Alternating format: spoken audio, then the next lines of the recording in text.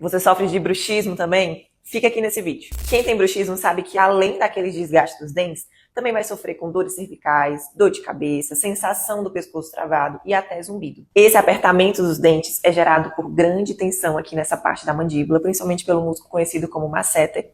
Tem conexão direta com a sua coluna cervical, músculos e articulações e também por fatores biopsicossociais. A boa notícia é que existe tratamento com osteopatia, ajudando a regular seu sistema nervoso, a relaxar essa musculatura, a melhorar a funcionalidade da cervical e da mandíbula e diminuir essas dores. Você quer melhorar suas dores? Entra no meu perfil, clica bem aqui nesse link e agenda sua avaliação.